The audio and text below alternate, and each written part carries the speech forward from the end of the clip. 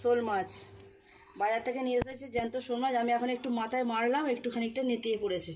শোল মাছটা আজকে আমি কাটবো, কি রেসিপি বানাবো এখনও ঠিক করিনি শোল মাছ দিয়ে। তবে আগে কেটে নিয়ে পরিষ্কার করে রান্নাঘরে যাই, কেটে নিলাম মাছটা। এখন ব্যাস, আর বেশি নড়াচড়া করবে না। একটু এইভাবে মেনে না নিলে কাটতে পারবো না মাছটা। এমনি এই মাছগুলোর গায়ে ভীষণ হরহর করে।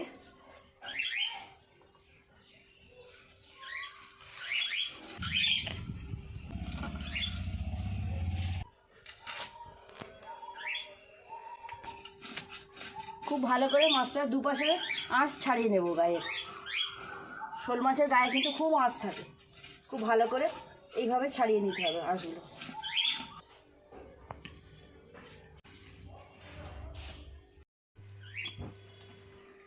খুব ভালো করে আঁশ পরিষ্কার করে নিয়েছি, মুড়োটা কেটে নেব।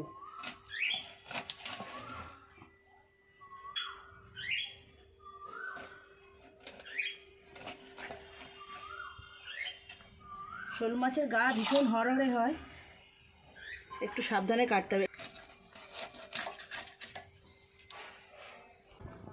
এতগুলো দাগা হয়েছে, মুড়োটাকে লম্বা করে চেরা করে নেব। মুড়োটা দু টুকরো করে কেটে নিলাম। এতগুলো মাছ হয়েছে, মাছগুলো ভালো করে ধুয়ে পরিষ্কার করে নিয়ে রান্নাঘরে গিয়ে আপনাদের সাথে দেখা হচ্ছে। শোল মাছটা কেটে ধুয়ে পরিষ্কার করে আমি ঘরে চলে এলাম, রান্নাঘরে। এতগুলো মাছ হয়েছে, শোল মাছ কাটতে গিয়ে নিজের গা হাত পাগুলো একদম আঁশ জলে ভর্তি হয়ে যায়। আমি একবার কাপড় চোপড় ছেড়ে রান্নাঘরে চলে এলাম। মাছগুলো আজকে আমি ডালনা করবো। অনেক ভেবেচিন্তে দেখলাম যে না, এইরকম মাছে সুন্দর করে কালিয়া মতো করলে তবে খেতে ভালো লাগবে। মাছগুলো আগে ভেজে নেব নুন হলুদ দিয়ে, নুন হলুদ গুঁড়ো। কড়াই গরম হয়ে গেছে, মাছ ভাজার জন্য তেল দিয়ে দেব। ভালোভাবে গরম হয়ে গেছে তেল, মাছগুলো দিয়ে দেবো এক এক করে। মাছের পিসগুলো কিন্তু খুব সুন্দর হয়েছে, দেখুন একদম সলিড পিস। এগুলো তো আরও বড় বড়। এই দেখুন মাছগুলো উল্টিয়ে দেবে,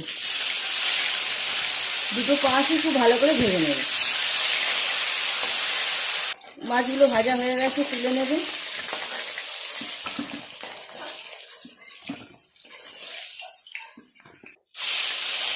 বাকি যে মাছগুলো আছে এগুলো একইভাবে ভেজে নেবে।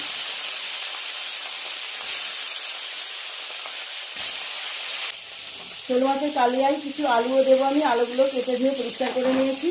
এগুলো একটা সিটি দিয়ে নেব, একটা সিটি দিলেই হবে। শোল মাছের মুড়ো দুটো ভালো করে ভেজে নিয়েছি, তুলে নেব। এই তেলের পরে আলুগুলো আগে ভেজে নেব।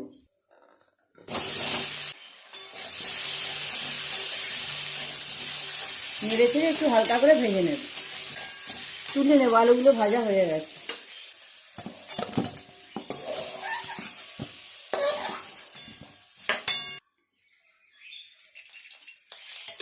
শোল মাছ রান্না করবো, তার জন্য এখানে ফোড়নে দেবো একটা শুকনো লঙ্কা, তেজপাতা আর গোটা জিরে 1 চামচ।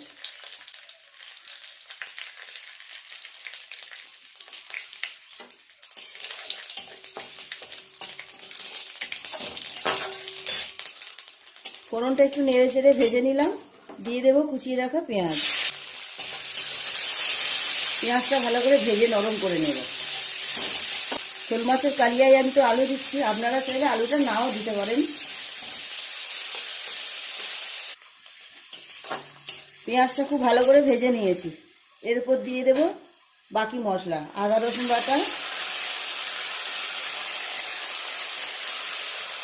টমেটো পেস্ট, একটা বড় সাইজের টমেটো পেস্ট করে নিয়েছি।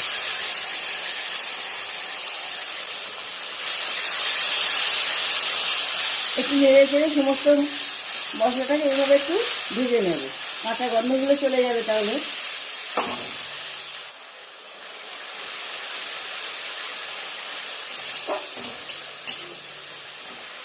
আদা রসুন টমেটো পেস্ট দিয়ে কিছুটা নেড়ে চেড়ে নিয়েছি। এর ওপর থেকে শুকনো মশলাগুলো দিয়ে দেবো। অল্প একটু জল দিয়ে দেবো।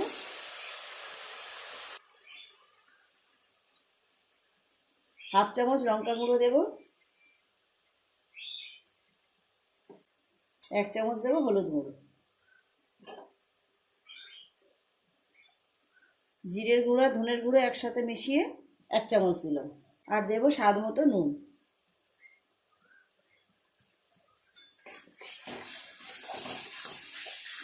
খুব ভালো করে মশলাটাকে কষিয়ে নেব একটু সময় নিয়ে। খুব ভালো করে মশলাটাকে কষিয়ে নিয়েছি, কেমন রং এসেছে দেখুন। জল দিয়ে দেব।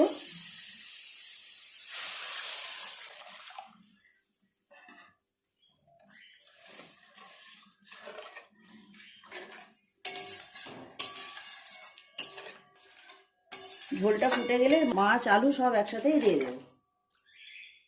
ঝোলটা ফুটতে শুরু করেছে, এর মধ্যে সমস্ত মাছ আলু সব দিয়ে দেবো এক এক করে।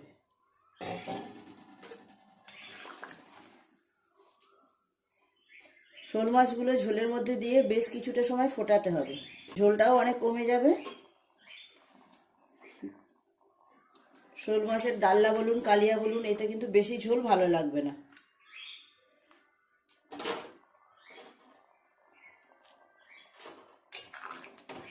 এখন বেশ কিছুটা সময় নিয়ে ফুটিয়ে নেব ভালো করে।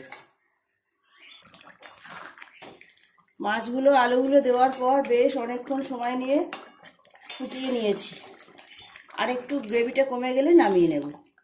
এইসব রেসিপিতে বেশি গ্রেভি ভালো লাগবে না, গায়ে মাখা মাখা হবে, এরকম হলেই ভালো লাগবে। আর একটু ফুটুক, গ্রেভিটা অনেক কমে গেছে। ওপর থেকে একটু গরম মশলা ছড়িয়ে দিয়ে নামিয়ে নেব, বাটা গরম মশলা।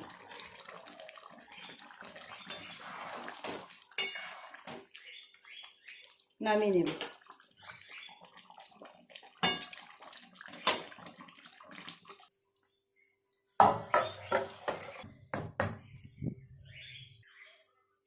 কেমন দেখতে হয়েছে দেখুন বন্ধুরা, দারুণ হয়েছে না দেখতে? গন্ধটাও বেশ ভালো বেরোচ্ছে। আপনারাও যদি কোনো সময় বাড়িতে শোল মাছ আনে এইভাবে রান্না করবেন, দেখবেন দারুণ খেতে লাগে। প্লিজ বন্ধুরা, আজকে রেসিপিটা কেমন লাগলো কমেন্ট করে জানাবেন, ভালো লাগলে একটা লাইক করে দেবেন। আমার চ্যানেলটি এখনও পর্যন্ত যারা সাবস্ক্রাইব করেনি, প্লিজ আমার চ্যানেলটি সাবস্ক্রাইব করে পাশে যে বেল ঘন্টিটা আছে সেটা অবশ্যই ক্লিক করবেন, তাহলে যখনই আমি এরকম নতুন কোনো ভিডিও আপলোড করব সবার আগে তা আপনার নোটিফিকেশনে পৌঁছে যাবে। সবাই খুব ভালো থাকবেন, দেখা হচ্ছে পরের দিন নতুন কোনো রেসিপির সাথে। নমস্কার।